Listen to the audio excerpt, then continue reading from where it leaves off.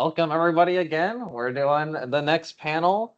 This one is titled Horrors of the Body, and we originally had 3 speakers, but one of them had an emergency, so it'll only be 2 speakers for this panel.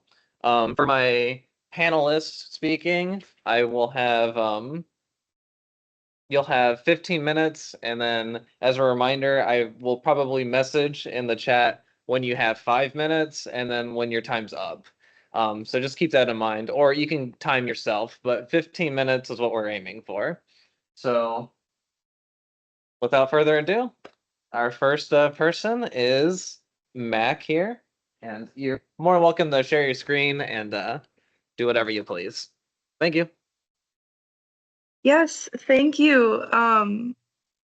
Yeah, I do want to throw, before I even do any other kind of preface for this story, it is the Horrors of the Body panel, but I still want to throw it out that this story it's a creative writing piece, is quite gross. It can get a little extreme is an extreme word, but it can get it pushes the boundaries quite a bit. And my aim with it is mostly, while some stories can just be gross for the sake of gross, my personal aim was to give a little conflict both to protagonist and reader in why or what is quote unquote disgusting or gross about a fat body. When the limits are pushed, anything is gross, but using extremes to have the reader put themselves onto the protagonist and then find and investigate the disgust within themselves and where it's coming from. But that is my preface. I can share screen just for those that find it easier to see while hearing, so you don't have to rely on just my voice to get everything that you need to get. I'll go ahead and start reading it. It's not very long. It's only about 1,200 words. But yeah, let me go ahead and jump right in. Audio log number 1, October 12th. The patient is still asleep as per the effects of the anesthesia. It's been approximately 3 hours and 20 minutes since they went under, so they should wake up within the next 2 hours. I'll update once they are awake. End log. Have you ever learned something you're not supposed to and realize only after the fact that there might have been a reason it was kept from you? I used to think the phrase, ignorance is bliss, was BS. That's why I became a cop in the first place. Now I know that some sleeping dogs should stay lying. Audio log number 2, October 12th. The patient is finally awake. They were delirious at first as their eyes adjusted. They became belligerent once conscious, being confused as to where they were. They're refusing food.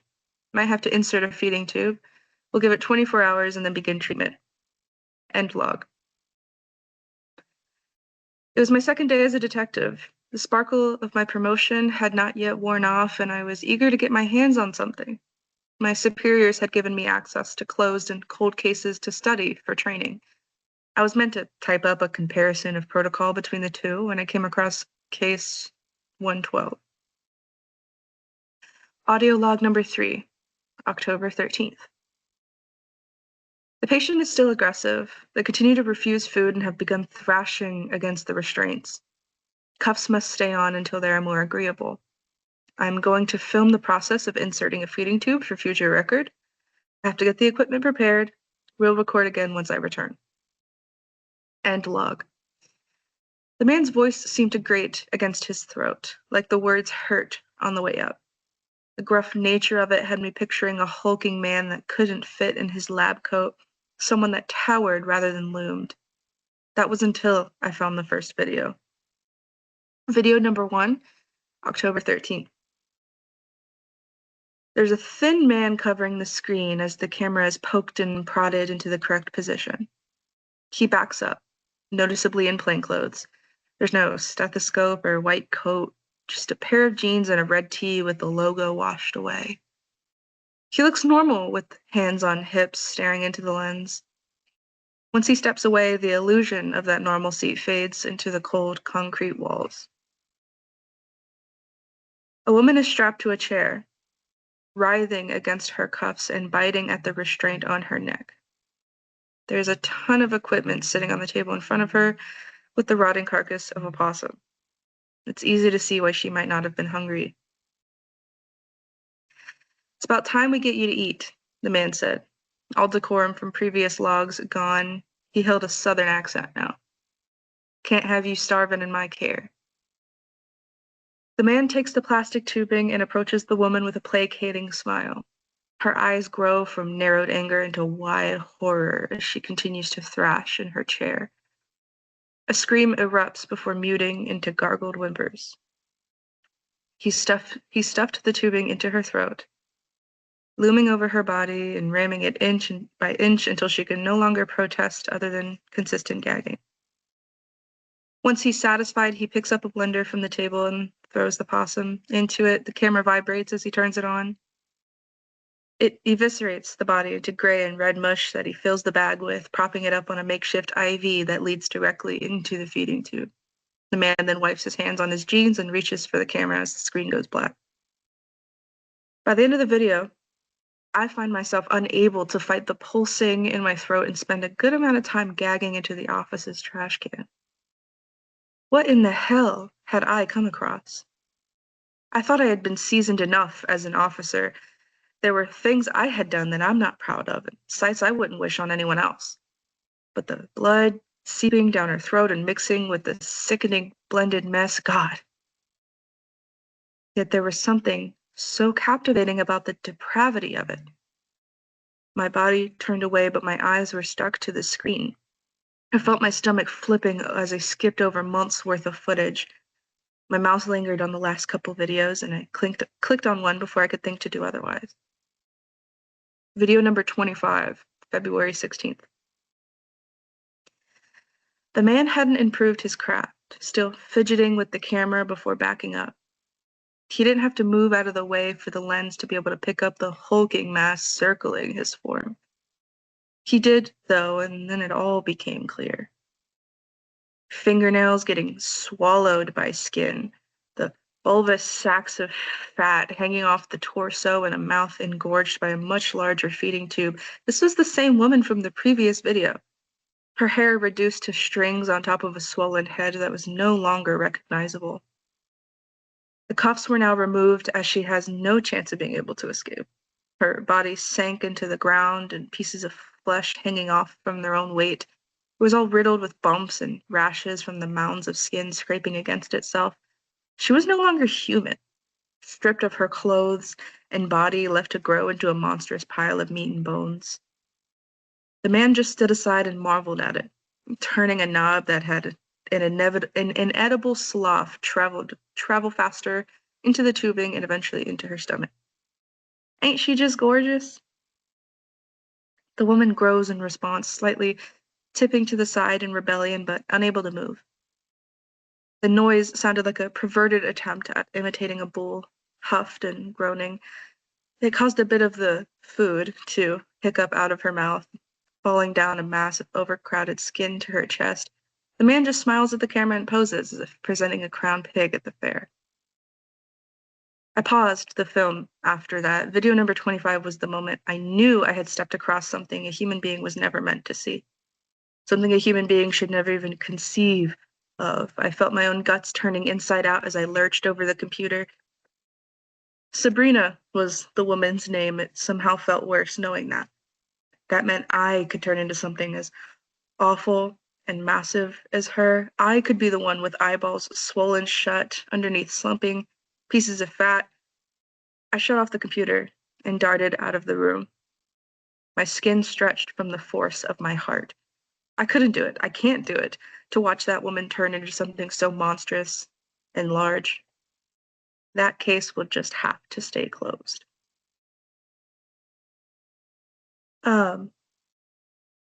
Overwhelming. A story that overwhelms you with images and just gross feelings and anxiety, and that was my purpose with it. I was hoping to get a little bit of intrigue with a true crime spin to it, and then getting into the details that make you feel sick, and then hopefully, like with the last few sentences, have you like investigating that sickness, and thinking about like the body as a transformed, unconsensually, but transformed into something large. But why does that largeness upset you as a reader? That kind of thing. Yeah, I don't know if I have much else to note. I know that was pretty quick. But I think um, body horror is just a fascinating subject to me, and like one of my favorite things to read. And so then creating it and trying to put something behind it was a really interesting avenue that I'd undertaken last semester.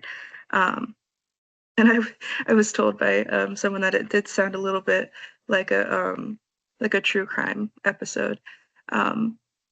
And I think those kinds of things allow you and invite you to investigate exactly what it is that is upsetting you. And I think that's the most important thing about fear and horror, is always investigating why are you afraid and what it is that you're afraid of. And especially with the body, I think, as someone that is bigger myself, just investigating and inquiring into the fat body was a really interesting avenue to take personally. Um, but yeah, that's all that I have.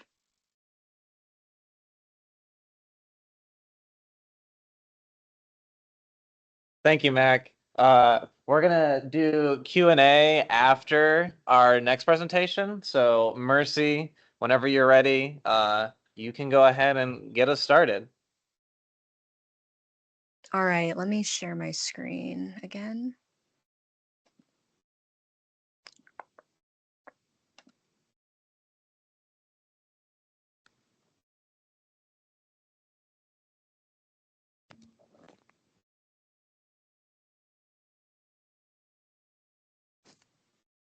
Hi, everyone. Can everybody see my screen? Looks good. Perfect. Okay, I'm going to turn my face off here so that we can just focus on the presentation, and I'll read what I have. So thank you. All right. So today I have my presentation. I've titled it Flicker and Fade, The Fears of Forgotten Bodies. And my name is Mercy McAndrew. And before we begin, oh, it's not gonna,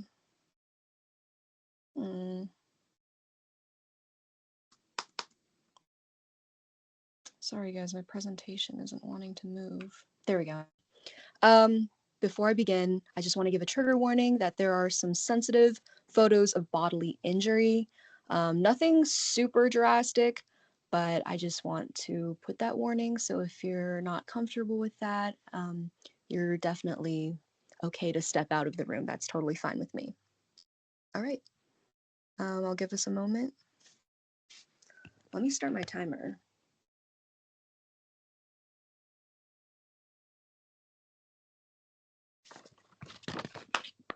Okay. Hypervisibility. When you're used to being unseen in all the right ways, hypervisibility can burn like a spotlight.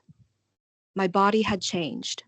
I knew it, carried it, felt the shift in the way people looked or didn't look at me.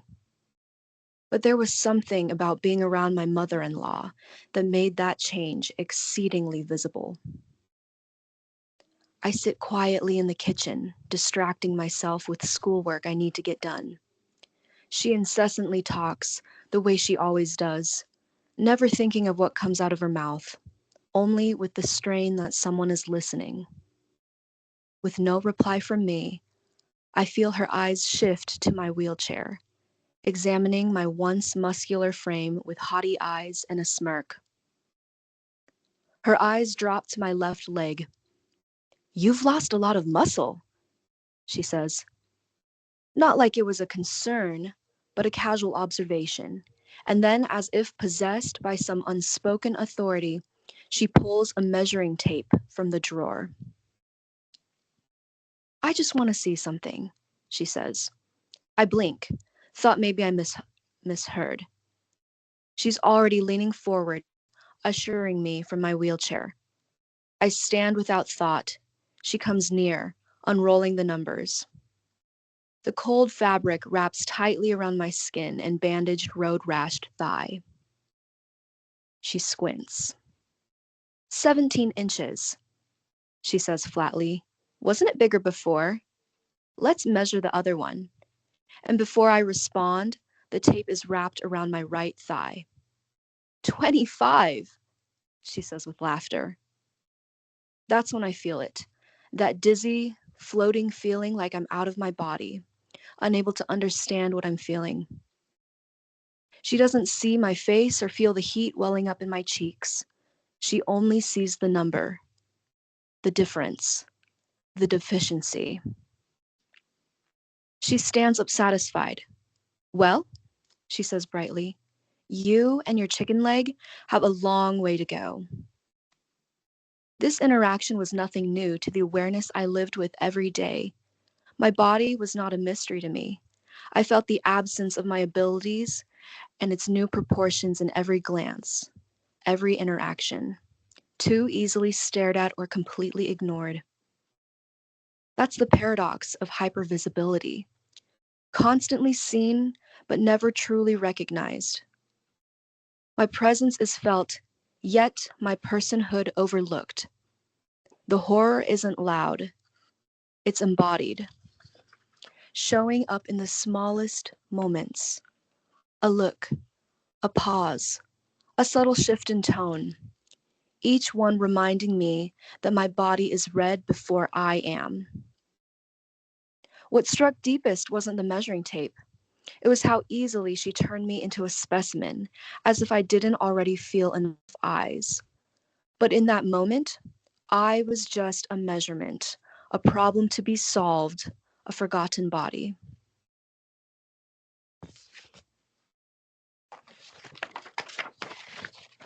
Here's my next vignette. Past visibility and present invisibility. My fingers float over the keys. My hands translate everything I don't say aloud. I don't just play the music, I'm immersed, embodying the speed and sound. My presence commands silence and awe. A talented and gifted child musician, I am a presence, not loud, not boastful, but seen, admired, a pianist, accomplished, able. There was no question of belonging then. My body fit the world's expectations, and the world rewarded me for it. I had not only ability, I had talent. I didn't notice how easily the doors opened, only that they did. After the accident, everything is quieter, slower. I fumble around on the keys, searching for the memory within my fingers. Allegro turns to andante. My fingers no longer feel the fine grooves of the ivory, only the pressure. My numb arm spasms with bursts of pain, bringing me back to reality. The music inside me hasn't left, but my body no longer brings it into the air. And most days, the piano stands untouched, longing for precision, passion, and past promise. An identity once centered on talent becomes invisible, rewritten for me by what I can no longer do.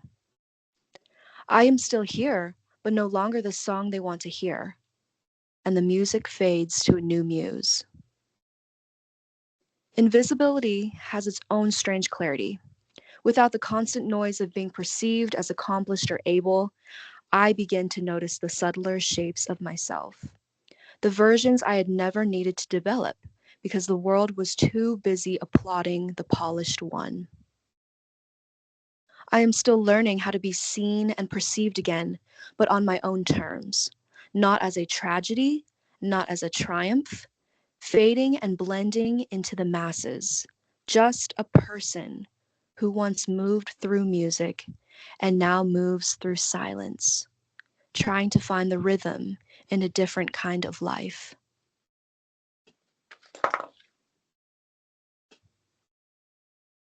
All right, and for my third and final vignette, I'm going to be moving into invisible disability. Most days I blend in, bringing only the beautiful pieces to light. I lecture in miniskirts, suggesting ease, youth, and fun-naturedness, the scars prominent on the back of my leg. My students see me as focused, sharp, and yet relatable with the Instagram memes exchanged before class. They linger after lectures and come to office hours to talk about life, like I'm an understanding, all-knowing older sister. After class, I run, literally, a few miles if my joints allow, pushing through the aches the cold mountain weather imposes on my hip. My nails are manicured. No one sees my arms shake as I paint, only the results of a polished image. I pick up my kid from school, feeling guilt and not being able to create or birth a fuller family. I make dinner. I function. I move through the world like I belong in it, and most people never think to question the story my body tells. And because I can do all of this, the world assumes I am well, because I look able, because I've learned how to move like I'm fine. Appearances are deceptive. The truth is, all of this, the routine, the effort, the polish, is built on a moment I didn't choose. A moment when a distracted driver in a lifted truck hit me at 60 miles per hour. No brakes, no warning. Just bones breaking, skin scraping, and the sound of my life rearranging. And in the months that followed, I learned that survival isn't clean and life is merciless. It's surgeries and screaming nerves. It's physical and occupational therapy 5 days a week. Learning how to walk again, sleep again, fake a smile again. It's the agony of pretending you're getting better to become normal again. And this is the kind of performance the world applauds because it doesn't know what to do with pain that lingers. This is the cruel irony of invisible disability. You can be shattered, but still look whole. And that kind of invisibility is lonely. Some days I wish I could vanish completely. No explaining, no negotiating, no effort, just silence, peace. But other days I ache to be seen, not for what I used to be, not for what happened, but for what I carry, for what I've made of myself in the wreckage. I want to be recognized, not pitied and not doubted. Flicker in and fade out of view as I wish. I am still here and that matters, even when it's inconvenient, even when the world refuses to look. This is what it means to live with an invisible disability, to pass, to perform wellness well enough that even you start to believe the illusion. It's a strange grief in being unseen. People say I'm strong and they mean it kindly. I'm the story of overcoming, of comeback, and I get it. It's easier that way. Easier to love someone who doesn't ask too much, easier to praise resilience than to sit with reality. Disability doesn't erase ability, it complicates it. And the story it leaves behind isn't simple or triumphant or easy to tell. It's layered, ongoing, often inconvenient, and still worth telling. All right, that's all I have. Thank you. That was fantastic. Great presentations from both people. So now we'll spend another, 10 or 15 minutes for questions for either of our two panelists, if you have them. Yeah, you can just speak just like how I am, and they'll be able to hear you. Sounds good. So questions for both of you when writing about the body, the vision of a body or the experience of a body. What was the hardest part in trying to make those pieces feel complete? Trying to either add conflict or other characters, or how did you go through the experience of focusing on the body but still making a story?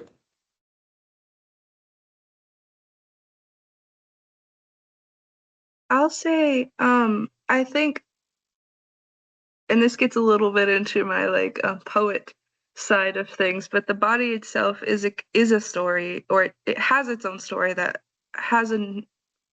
feels a necessity to be told. And it's some of it is lived experience, and other is just a gathered mutual experience, at least in my case, that the body itself, at least for me, was the story, because even non-human bodies hold everything they've ever experienced inside of them. And so then when you push that to the front, it almost feels like, to a point, there's too much to say. And so then focusing a little bit on what part do you want to focus on? And for me, that was thinking about how much space a body takes up and how upsetting that can be to others.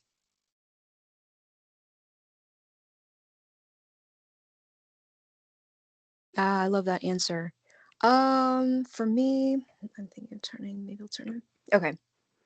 I think for me, I mean, just the experience I went through, I think I'm not a creative writer. The only way I feel like I can tell a good story is if I have lived through it or have experienced something. And I think that has made me definitely more sympathetic and empathetic towards invisible and visible disabilities. So for me, it's definitely experience. I have a question. I'm gonna be selfish.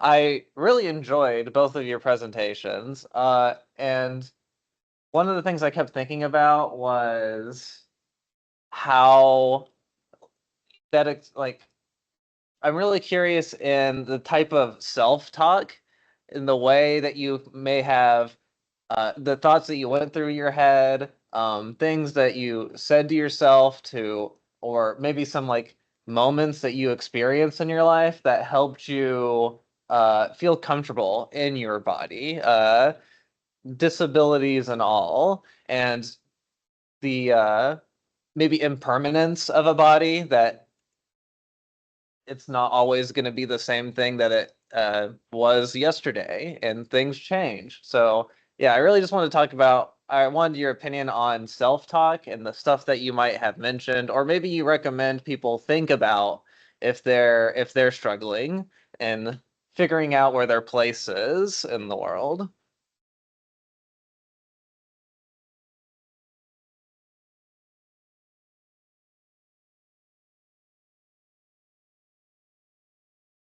I think we're having a silent battle as to who wants to go first.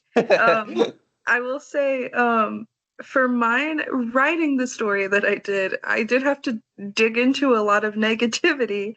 And it was, for writing that in particular, it was both kind of, it did saturate that negativity in my own head, but it was also kind of felt like a revenge of sorts, where I'm like making you sound like an extreme version of what you already do. And how you already consider other people in bigger bodies. And I found that to be difficult. But in terms of self-talk in your own body, my personal favorite thing is that we usually get tired and we have such negative self-talk because we're in the same body looking at the same face all the time. You have dealt with your own body even as it changes and seen your face in the mirror every day. You're going to get bored and tired and find everything that's wrong with it. Looking at yourself, not necessarily on how you think other people view you, because that's of course can be incredibly negative.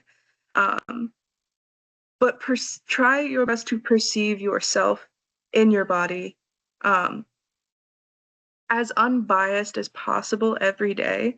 Like, if your friend, one of your beloved friends, came to you and said the things about themselves that you say to yourself, or the things that have been perpetuated in your own brain by other people, you would be like lovingly angry at them and be like, don't treat yourself that way. And that's usually how I go about that kind of thing, is thinking this is how, if I were to tell my friends I were thinking this way, they would like give me a little like love slap on the face and be like, snap out of it. So yeah. Thank you. I love that answer. Yeah, surrounding yourself with people who are just kind to you, definitely is huge. It's so easy. We are our biggest critics, for sure.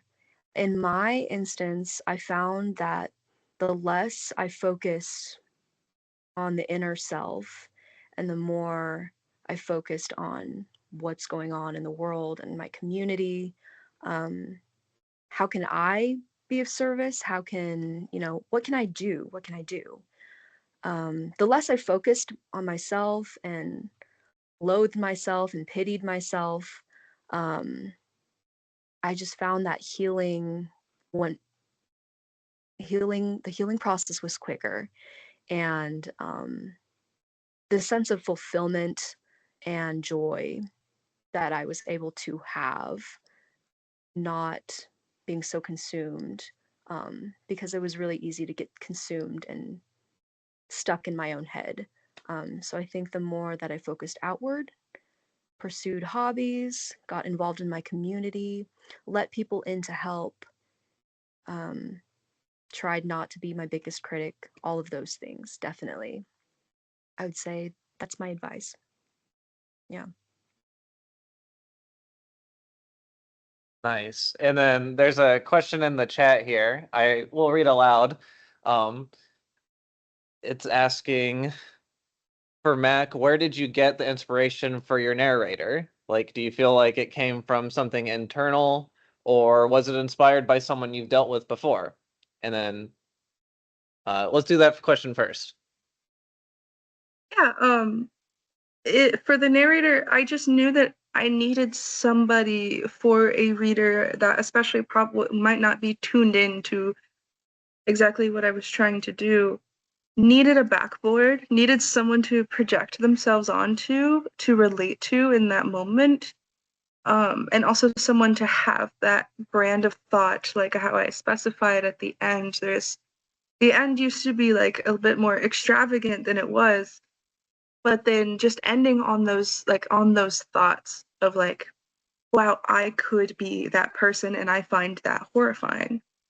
I felt was the most important, and leaves you with, yeah, that is horrifying, but why? Why am I grossed out or scared by that? In terms of why a like cop turned detective specifically, I remember I did say before, like, the true crime spin on it gives a little bit of interest, and my story itself was inspired by an internet creepypasta. Love those.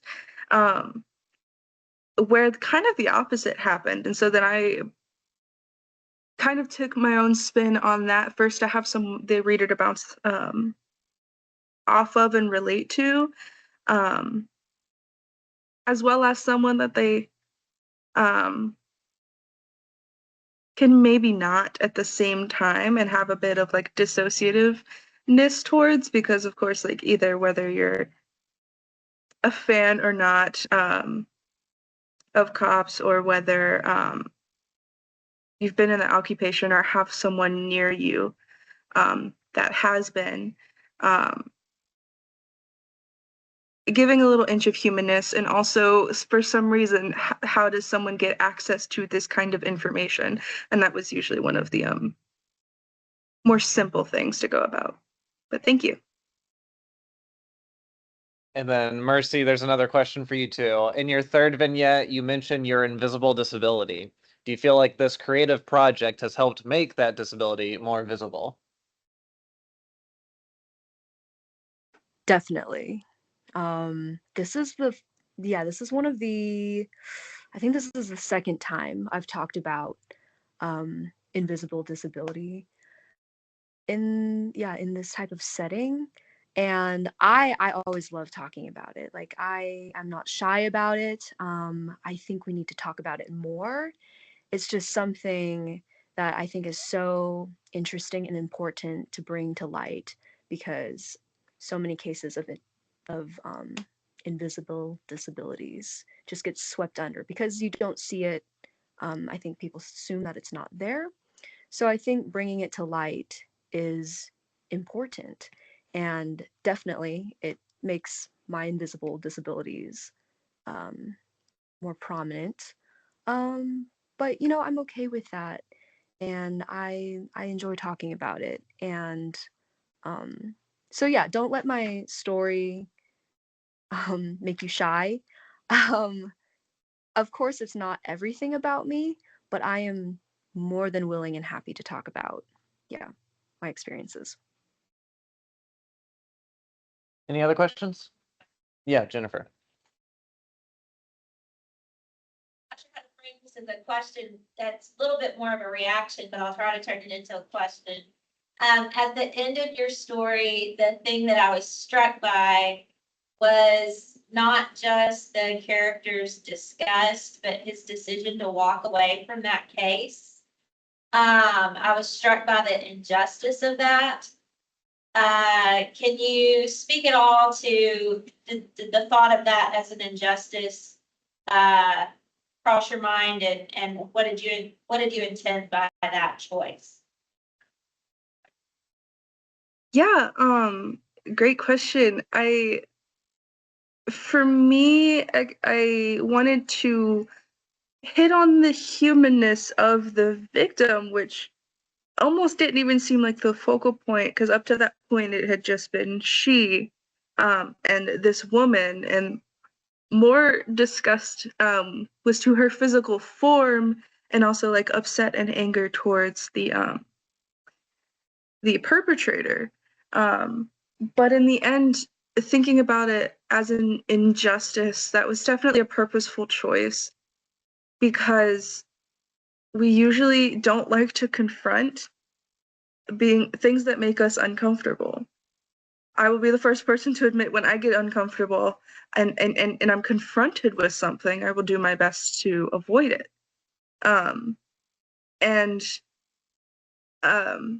even on like a day-to-day basis, and not like a big like true crime kind of horror story, we see something and maybe we'll have a thought like you will see like a bigger person walk by and then just kind of have a thought that you probably aren't proud of, and then be like, oh, why did I do that, and then immediately move on.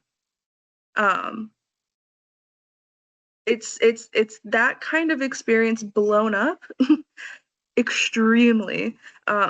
Thinking about like daily minor injustices, and the fact it's perpetration, like perpetuating things that obviously aren't over. We have cycles of acceptance and then fall back and then come back to accepting these kind of things, like even with Mercy and their disability. It's like we have the cycles of like, oh, I'm really sorry that happened to you. What can I do to support you? But as soon as that need continues, there's a fallback. And I think we're kind of seeing just around a fallback on that right now. A fallback on the trust and aesthetics and views of bodies as a whole. And I wanted to highlight that. I wanted the ending to feel like it wasn't over, and that the ending wasn't an ending or a satisfying one. Definitely. Thank you. I think we got time for about one more question, if anybody has one. What was the name of the creepypasta that inspired you? Do you remember? Good question. Good Yeah. question. It was called, I believe, The Pancake Family. And from the name, I think you can gather, since it's the kind of the opposite of what I was doing, it was somehow a family was kept alive despite being like basically turned into flat Stanleys. Really weird, really interesting, but then I was like, what if the opposite were true? And so then I wrote into that.